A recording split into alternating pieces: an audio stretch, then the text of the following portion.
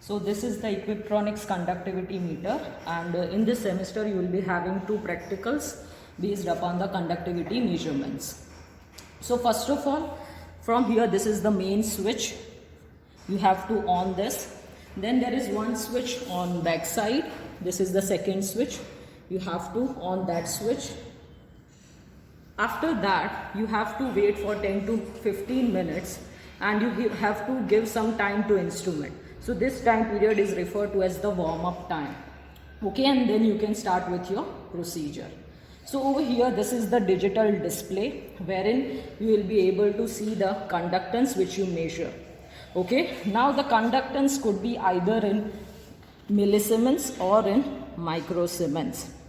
So the unit of the conductance is mho, and 1 mho equals to 1 Siemens. So either you can write the unit in mho or you can write it in Siemens. Okay, so again I am repeating, 1 mho equals to 1 Siemens. So over here ms means millisiemens and this is microsiemens. And this instrument is a auto ranging device, so it will automatically select the range. Okay, so you need not have to do anything.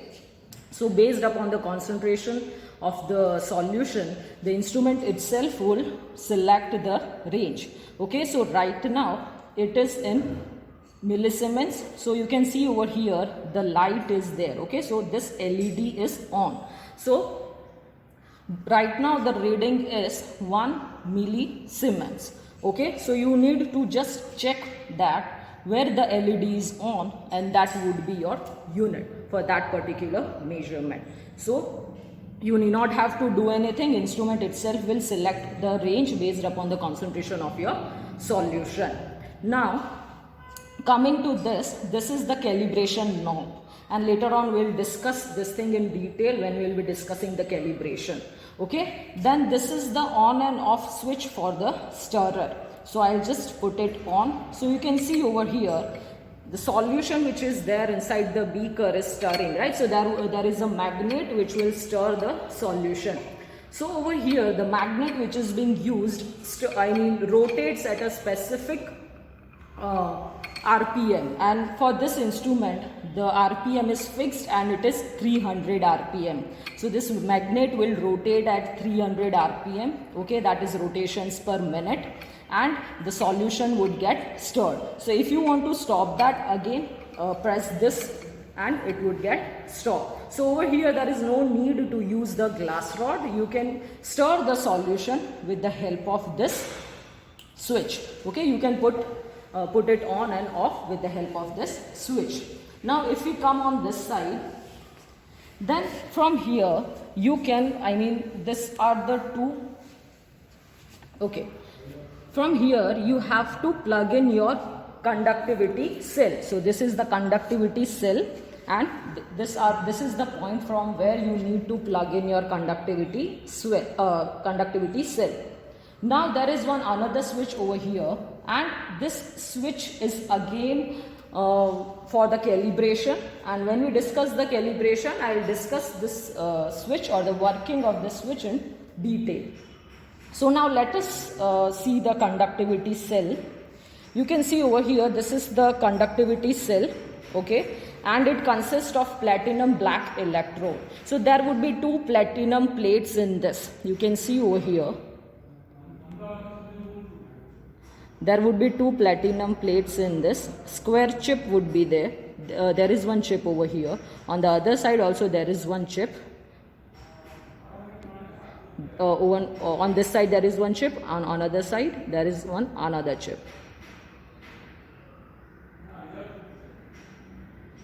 So you can see there is one chip on left hand side and another one is there on the right hand side.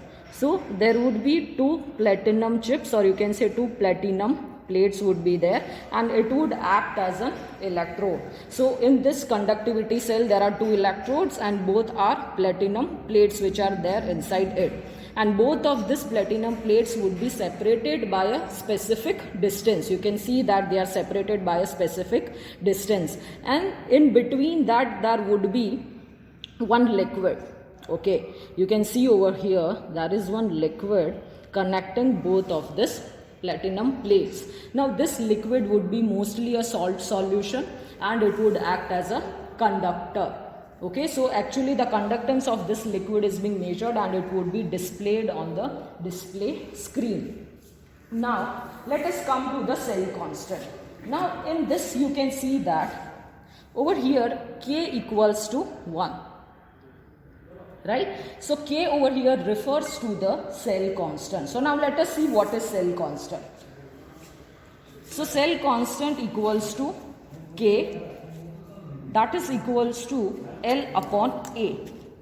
Okay, K is equals to L by A. Now L is the distance between these two platinum plates. Okay, as I told you that these two platinum plates are being separated by a specific distance, and over here the L is the distance between these two platinum plates, and A is the cross-sectional area of this particular chip, or you can say the platinum plate. So you can see over here there is one square chip. So A represents the cross-sectional area of that particular chip. Now for this particular conductivity cell, the cell constant is 1. Okay, so over here the distance between the two plates is 1 centimeter. So L would be equal to 1 centimeter. This distance is 1 centimeter, and A, that is the cross sectional area, is 1 centimeter square. Okay, so the cross sectional area of this chip would be 1 centimeter square. So 1 upon 1 would be 1. So cell constant K would be equal to 1 centimeter inverse. So the unit of the cell constant would be centimeter inverse, and for this particular cell constant K would be 1 centimeter inverse. So different types of cells are available having different cell constant. It could be either 0.5, 1, 1.5. Okay, so but the cell which you will be using is having the cell constant K equals to 1. Okay, so the distance between two plates would be 1 centimeter and the cross sectional area would be 1 centimeter square, and this is how we get 1 centimeter inverse cell constant. So if you are measuring the conductance of any of the solution using the cell having one cell constant, then whatever is being measured is being referred to as specific conductance. Okay, so over here we are using the cell which is having one cell constant. So the conductance which is being displayed over here is referred to as a specific conductance. Okay. So now, first of all, whenever you do any of the practical, the first step is to do the calibration, right? So you need to calibrate this instrument. So there are two types of calibration. First one is internal calibration, and then there would be an external calibration. Okay, so let us start with the internal calibration. Now, over here there is one switch. Okay, so if this switch is downwards, okay, right now it is downwards.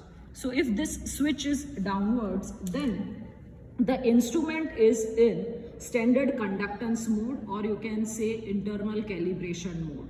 So the circuit will disconnect the external electrode and the circuit would get connected to the conductivity cell which is present inside the instrument.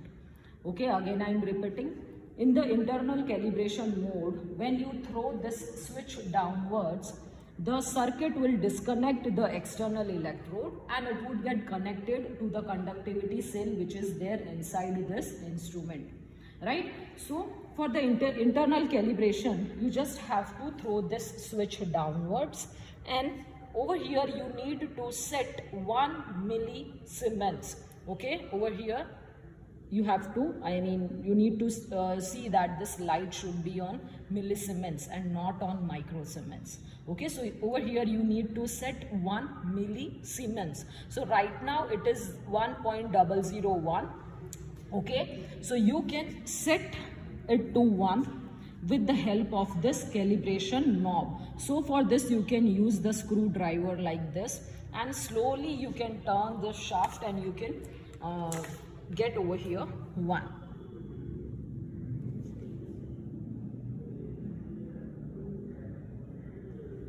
Okay, so now you can see that it is 1 millisiemens. So internal calibration has been done. Now you have to go for the external calibration, and for this you need to throw this switch upwards. Okay, so you can see that now the switch is upward. So what will happen? The circuit now would get connected to the external electrode, and we will be doing the external calibration wherein the circuit would be connected to the external electrode. So for the external calibration, KCl solution is being required. Okay, now why only KCl is being used? Because KCl salt is very stable. So other reason is KCl has been established as an international calibration standard for conductivity measurements. So that's why we use KCl. So KCl we know is an electrolyte, right? So KCl at a given temperature and at a specific concentration, its conductance would remain specific, or you can say constant. Again I am repeating, at a specific temperature and at a specific concentration, the conductivity of the KCl solution would remain constant. Okay, so you can see over here the conductivity values of KCl has been expressed in millimole per centimeter. Okay, so these are the values of different solutions of KCl at 25 degrees Celsius. So at 25 degrees Celsius, if you take one normal KCl solution, then its specific conductivity would be 111.80 millimole per centimeter. Now if you take 0.1 normal KCl solution, then it would be 12.88.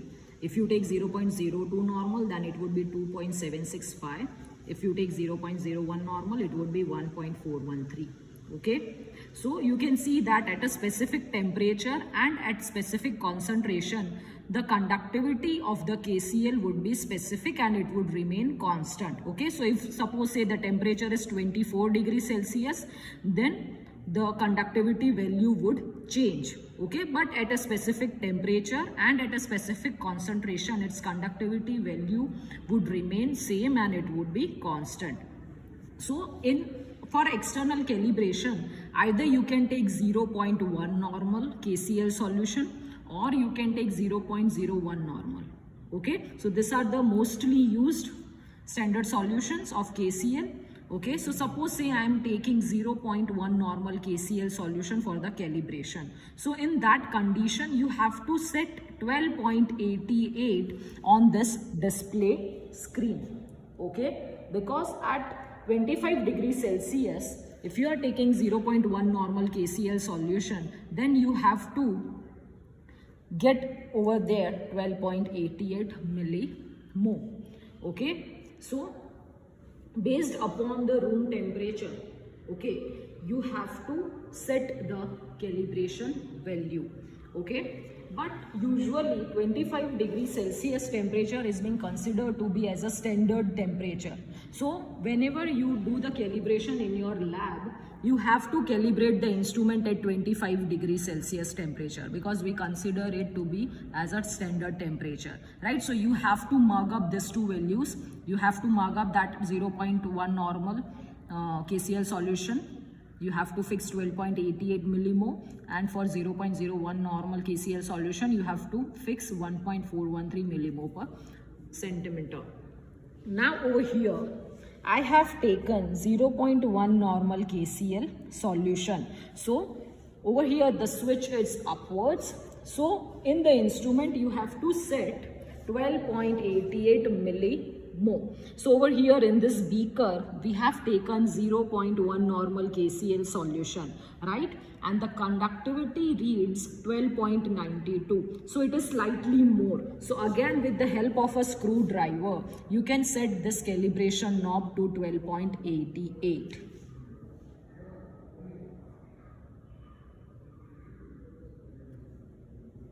Okay, so now it is 12.88 and your calibration is Done.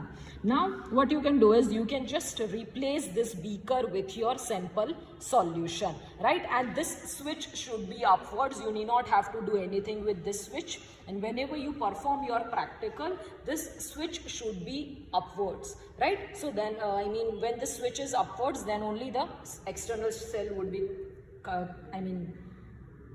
connected to the circuit, right? So this switch should be upwards when you go for the practical.